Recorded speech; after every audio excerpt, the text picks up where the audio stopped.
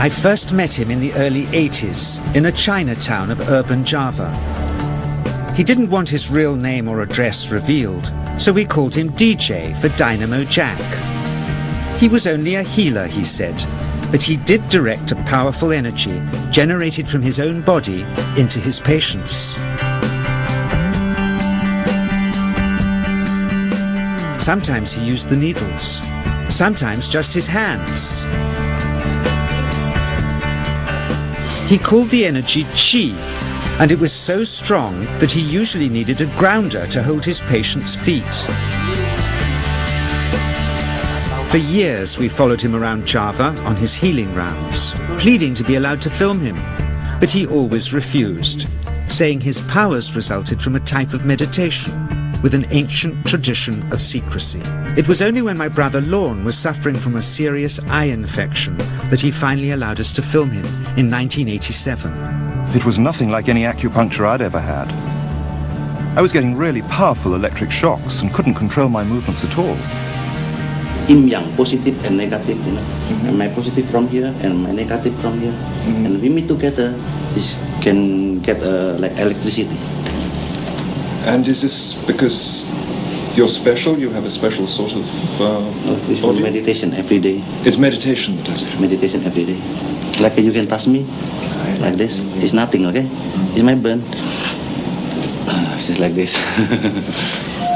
For our sound recordist, it was also a shocker.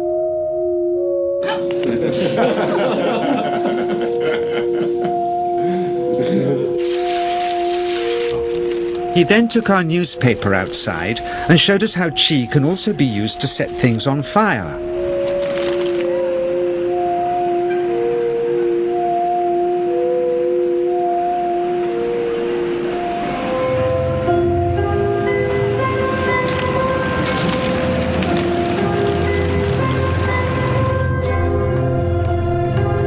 When he heard we'd shown this footage in public, he was very upset and refused all our future efforts to contact him again.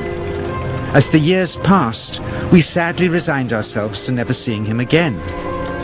My brother Lorne never did, for by 1997 he was already dead when I again found myself with DJ, now treating me for an eye problem. But it wasn't this that brought me back. He had tracked me down out of the blue and invited me to tell me a story. He had just returned from 2 years on a deep meditational journey, alone in the heart of Borneo. Amongst his revelations, he had seen, he said, how history was moving on into great change, and the old wisdom was vanishing. So he'd called me back to film just enough of him to remind us that we all have undreamed of powers sleeping within us, and that there's nothing special about him except for his training in waking them.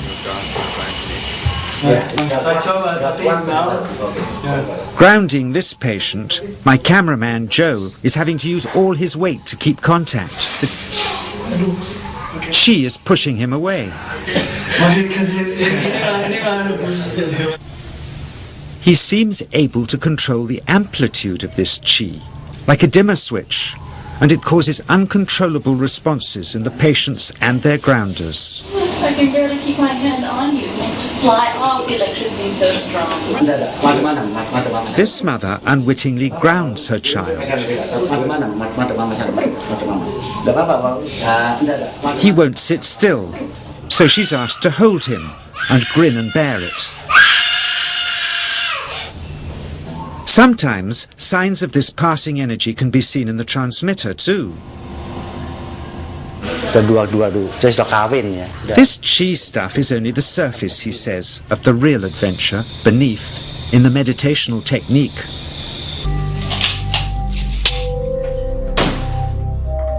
Projecting Chi from the palm of the hand can also be used to resist rifle pellets, he says.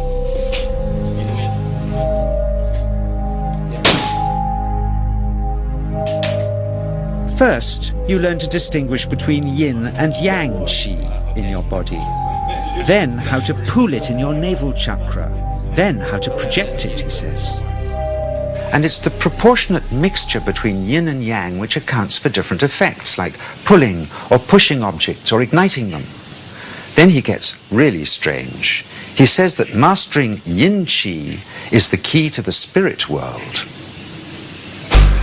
There's a long tradition of Indonesian krises being possessed by spirits. So people bring him their krises to see if they're duds. Here, he says, he doesn't manipulate matter by projecting mixtures of yin and yang chi.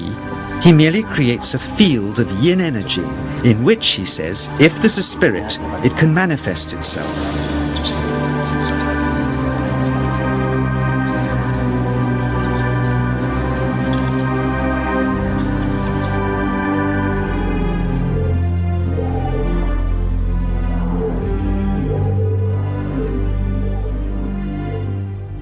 So I invited a small group of scientists back from the United States with measuring equipment to test if DJ was for real.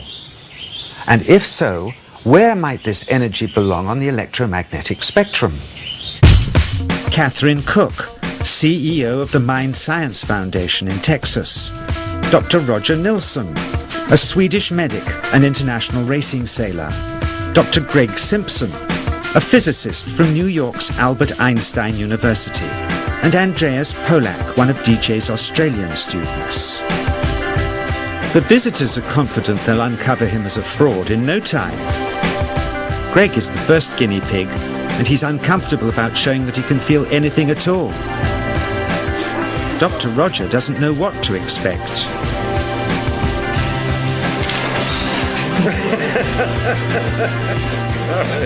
Out comes the metal detector, like the things they use in airports, to see if he has any concealed metal in his body. Then the voltmeter, to try and measure the chi. But how to get it to work? Where's the ground? What settings? DJ suggests that as his negative is his perineum, and his positive is his navel chakra, perhaps that's where the electrode should be attached. He doesn't stand on his dignity. He's eager to help, but still no readings. They're getting shocks off his arm, and now they're on the right settings, but the needle still isn't moving. DJ says it isn't electricity, it's chi. It's 1, 2, up, I feel it in my whole body. I feel it at 3, 0.3, I feel it in my legs. Shit. But suspecting there's some tricky setup on his premises they can't find, they insist we all go to a randomly chosen hotel room several miles away to see if he can light a light bulb with his fingers. It doesn't ground on the wall. So Greg holds and grounds one wire, while DJ pumps chi through the other. The bulbs are LEDs, light-emitting diodes, which ignite in different colors according to the intensity of current. Yes. On, off, on. Brilliant. Oh, you're blinking. Things were going well. DJ was enjoying it too, until he invited us all out to lunch at his local, where he tried to push a chopstick through the table. He couldn't get it through the formica surface, so he came up through an inch of wood from underneath.